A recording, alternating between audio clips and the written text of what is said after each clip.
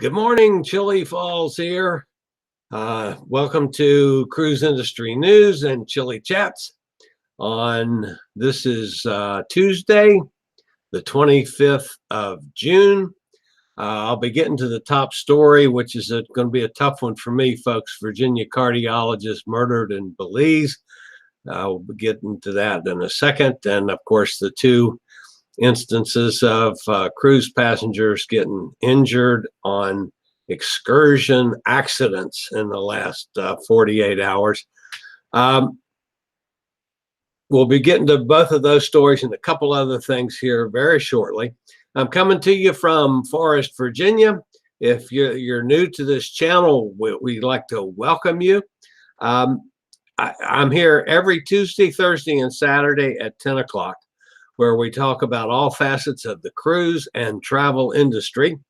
So if you'd like to keep up with the latest in cruise ships, ports of call, cruises themselves, of course, cruise industry news, travel industry news, just hit the little subscribe button down in the lower right-hand corner at any time during this broadcast or the video that comes up afterwards. Like I say, I'm coming to you from Forest, Virginia, on the family farm. Beautiful day today. It's going to be pushing 90 again. It was 92 yesterday. Had some hellacious rain during the night, but thankfully here, at least on the farm, we didn't get the bad storms that they got in other areas close by here in Virginia. But we did get some much needed rain during the night. Really pretty soggy out there today. Thank goodness I got all my 8.5 acres mowed finished yesterday before the rains came in. So we've got again,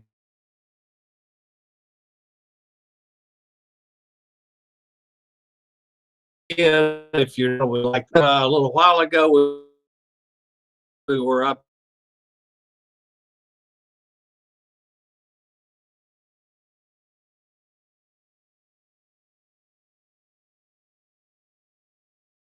appreciate that. Just drop it into the little chat section, and hopefully I'll get a chance to talk to everyone personally. At any rate, getting on to the top story of today, and this one is kind of tough to me for two reasons. One, a Roanoke, Virginia doctor and his tour guide were found murdered in San Pedro, Belize this weekend. Dr. Gary Swank, 53 years old, was the medical director of Carilion Clinic's cardiac catheterization lab and associate professor of internal medicine at the Virginia Tech Carilion School of Medicine. I did not know Dr. Swank. Of course, I'm originally from Roanoke. I did not know him, but several of my friends in Roanoke were patients of his. So our thoughts, of course, are with the family and his family of patients as well. He was in Belize with his wife and two kids. I believe it's two children. He's an avid fisherman, and he was fly fishing with a tour guide. They were right outside San Pedro in a lagoon. Authorities said that the tour guide was found shot to death in the boat, and Dr. Swank was found also shot laying face down in the lagoon. Apparently, shooters pulled up in a boat next to Swank's and opened fire. It is believed that Mario Granel, a well-known local Brazilian tour guide, was the target for the hit. And of course, we lost a very talented and well-known cardiologist in Roanoke. The United States Department of State has released a level 2 travel advisory for Belize due to violent crimes such as sexual assault, home invasions, armed robberies, and murder. It also states that crimes in Belize are rarely solved or prosecuted. This bothers me for two reasons, folks. One, obviously, because of the loss of someone esteemed like Dr. Swank, but also Belize is one of the areas I've been looking at and considering for possibly retiring there. As I've been looking for, good places maybe to retire in Central or South America, and Belize was one of them.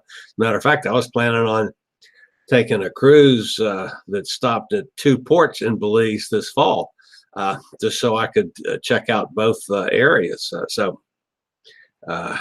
Little dicey story, unfortunately. The other one, and it has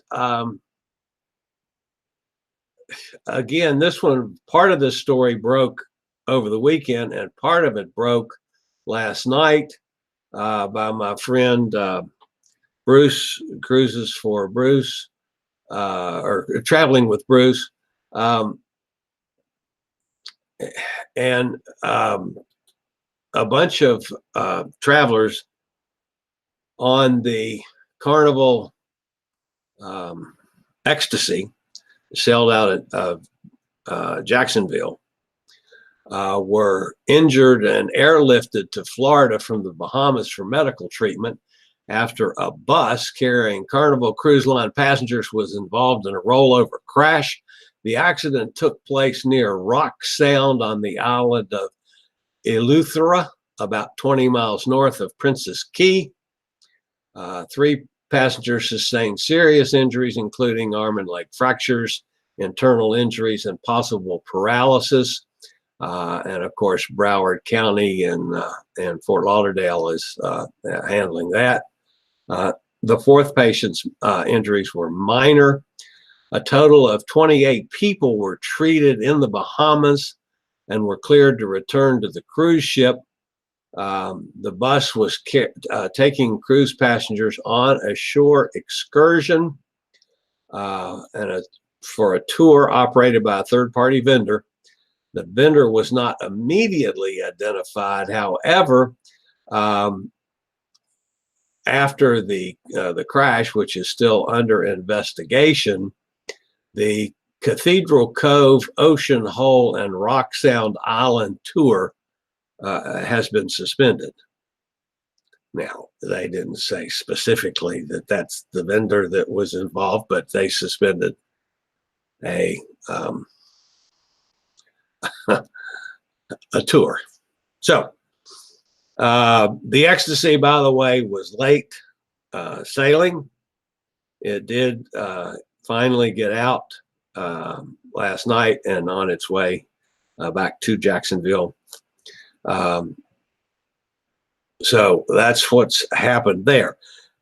The day before, in St Maarten, passengers from the Royal Caribbean Freedom of the Seas were involved in a taxi van accident while ashore in St Maarten. And those of you that have been to St Maarten or St Maarten, or however the proper pronunciation is, it's a small island, St Maarten, and half of it is Dutch, where the cruise ships dock is in the Dutch section, and then there's the French section, which is also St Maarten or St Maarten. I'm not sure on the the proper pronunciation of that. But the accident occurred on the French side. Apparently a van carrying a whole bunch of people ended up going across a rock wall that's kind of a breaker and into the water. The pictures that were online showed the front end of the vehicle was down, in the water, and the back end with a back door sticking up out of the water. 3 locals, young men, probably teenagers, helped get everybody out of the van, and helped take care of injuries until the authorities got there. Oddly enough, the 2 incidences occurred so quickly on excursions. The information out of St. Maarten has been sketchy all along. There's been no statement from Royal Caribbean.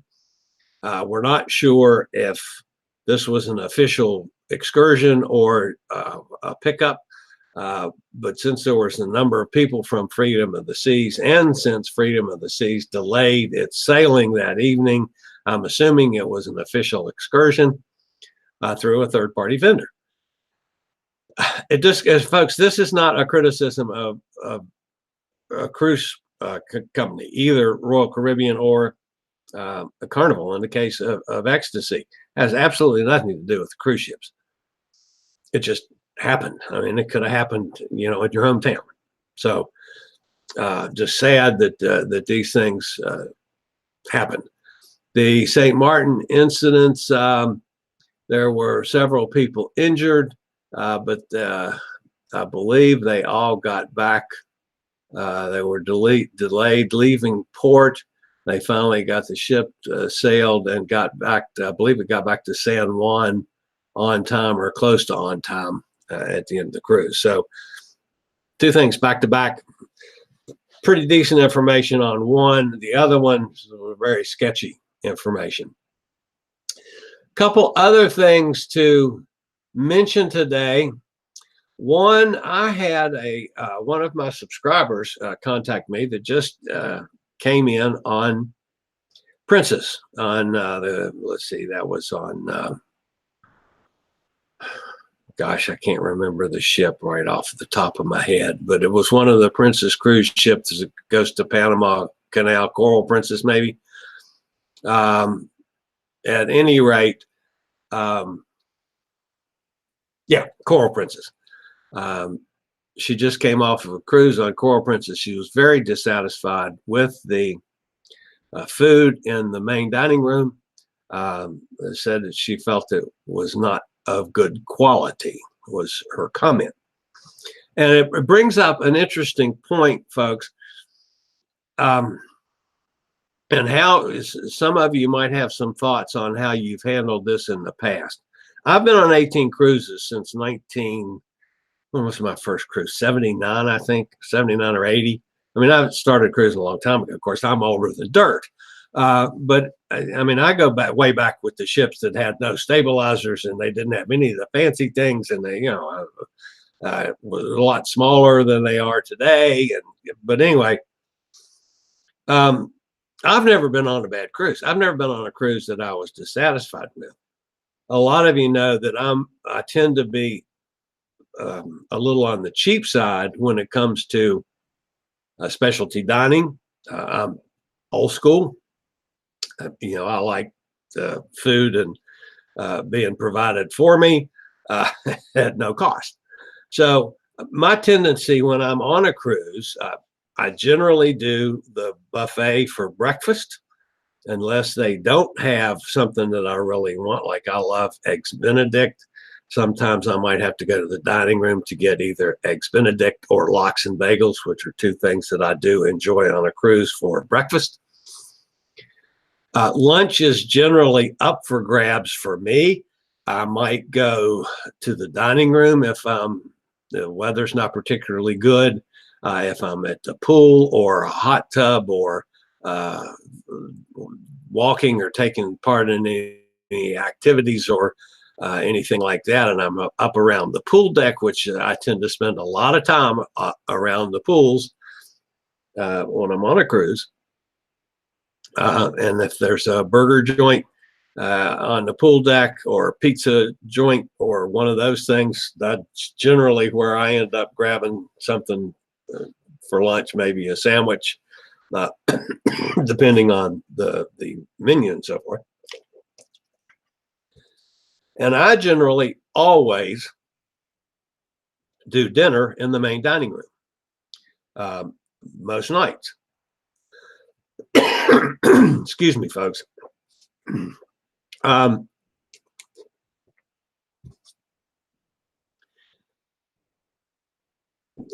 Of my recent cruises, I've tried to do one specialty restaurant on each cruise. Not that I want to go spend the extra money, I don't, but because I am in a situation where I need to know a little bit about everything that goes on a cruise ship for talking to you folks. So I try to go to at least one specialty dining. And of course, those of you that know me know that I'm a sushi fanatic. And so I might have to go to a sushi bar or Banzai Sushi or one of those, depending on what ship I'm on, to get some sushi. So there's a couple things that I will spend money on begrudgingly, but will.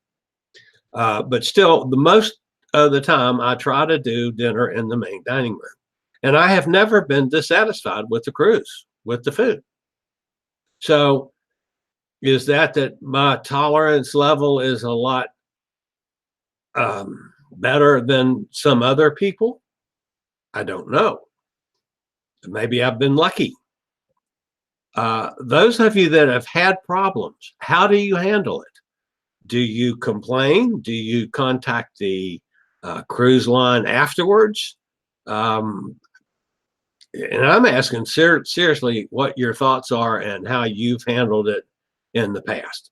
So feel free to drop me any kind of comments that you'd like to make in the chat section. I will respond back to you. But with having somebody that is one of my followers complaining after she's watched a video that I made on a cruise ship, yeah, I feel a little responsibility there. So I'd like to know how some of you guys handle that situation, since I've not been in that specific situation myself. So you can drop me comments on that if you would. And to Beth, thank you for bringing that to my attention today. I do appreciate comments, good, bad, or indifferent, on anything that I do online or with cruises or travel or whatever. Now, moving right along. This one was kind of an interesting situation. The Port of San Diego has received an environmental certificate from Green Marine, according to a statement issued. The port enrolled in Green Marine in September 2018 and was the second port in California to become a Green Marine participant. In order to earn the certification, the port had to undergo a rigorous evaluation of its environmental initiatives. A result of the evaluation were then verified by an accredited external verifier, according to the press release. And so San Diego has got an award for it. The reason I bring that out is congratulations to San Diego. You know, we've been talking off and on about the environmental issues in the cruise and travel industry, especially the cruise industry. We know the troubles that Carnival has had, the humongous fine that they're in the process of paying and / appealing. And that business has been tied up in court. Of course, Carnival did some stupid things other than admitting that, oh yeah, we were wrong with not taking care of the ships better and upgrading them and so forth. In today's world, things are getting better. A lot of the newer ships run on LG and do not have the emissions like the older ships used to have. There's still some older ships out there that still put a lot of crap in the air. There's still ships out there that do not do things like taking care of their trash properly.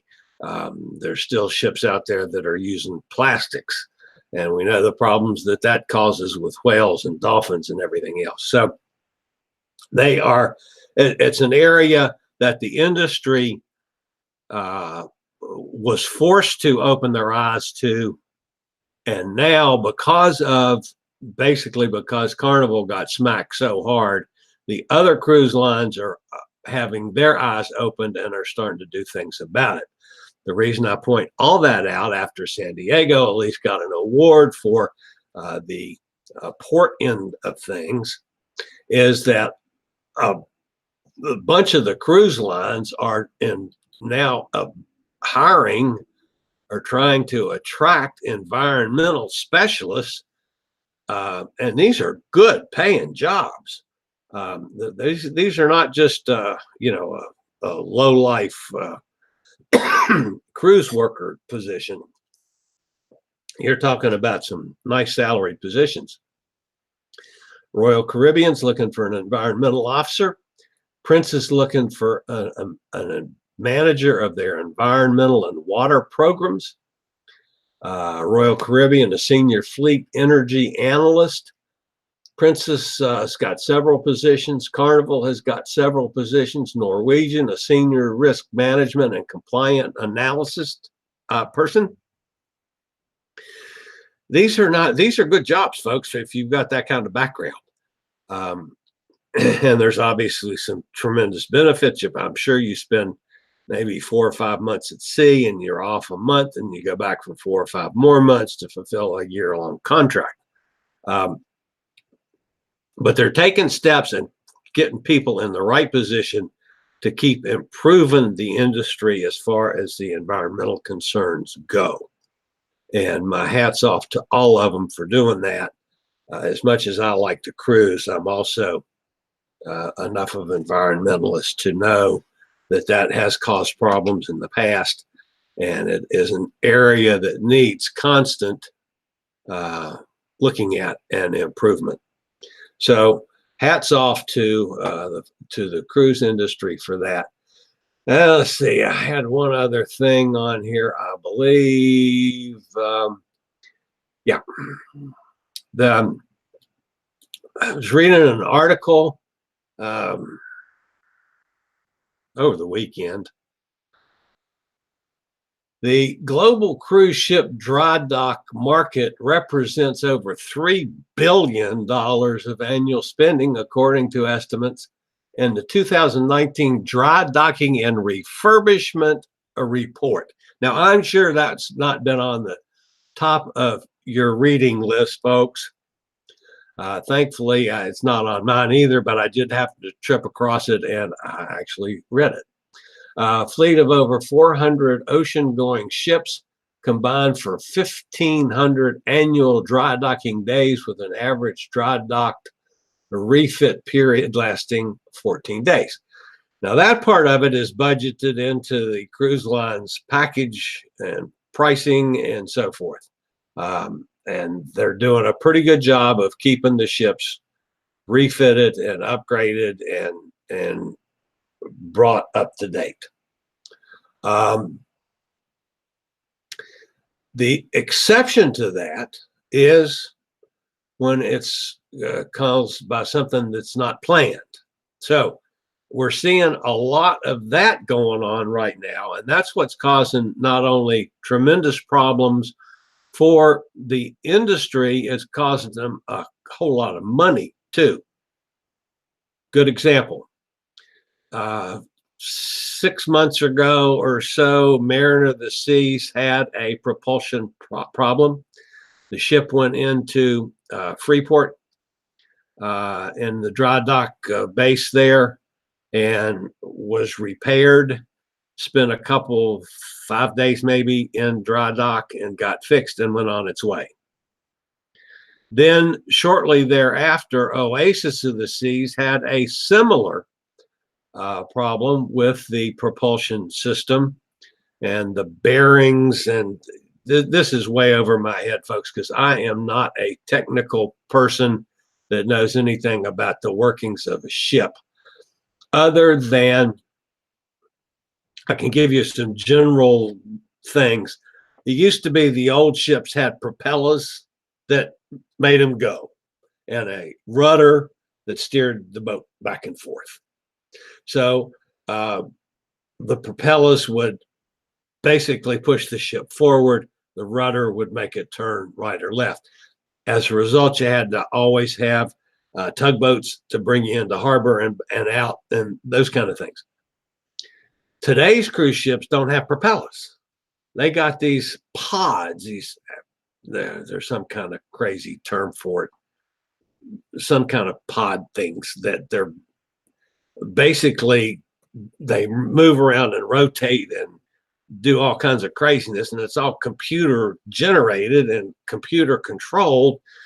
And these things have bearings so that if they don't spin exactly right, it causes vibration. It causes wear and tear in there on these pods that are running the ship. They make it go.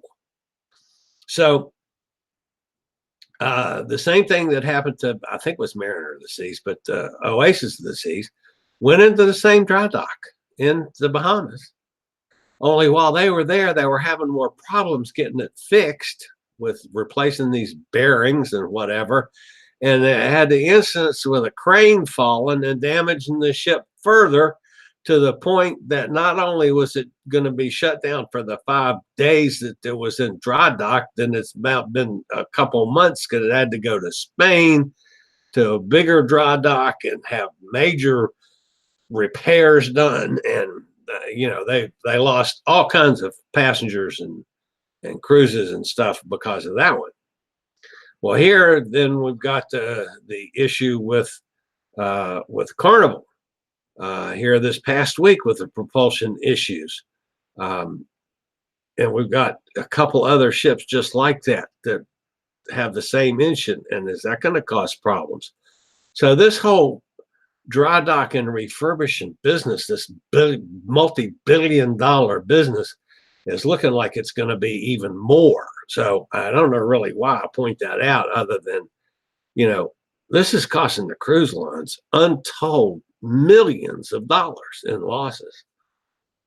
And folks, I guess who's going to end up paying for that? It's you and me as we go on cruises, because they're going to have to raise prices here and there to cover that.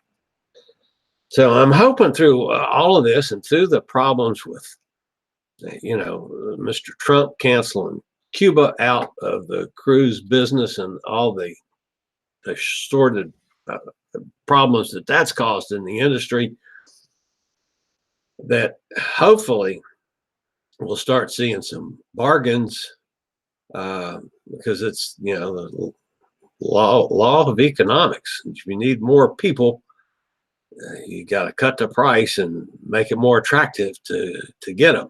So I'm hoping we're going to see deals coming up in the cruise industry. I think you're going to see more land and sea packages in the cruise industry, and in the travel industry. I think you're going to see a lot of things changing on that. Let's see, dry docking, San Diego. I think that's all I needed to cover today. So again, that's going to about wrap us up until Thursday. This time, 10 o'clock Thursday morning, I'll be back with the latest in cruise and travel industry news. We'll have some information on Thursday on a new cruise that's been added to the FNC Travel website, out of San Francisco, Alaska cruise for next year. That's new, and a new ship going to Alaska, which we'll be talking about on Thursday. And of course, anything else that comes along in the meantime, if it's a major story or it's a major add-on to one of the stories we've talked about today, I'll always post a video and get it up as soon as possible. So for now, this is Chillie, the Fat Travel Guide. I hope you guys have a wonderful day, and I hope we get together on a cruise real soon. See y'all Thursday at 10 a.m.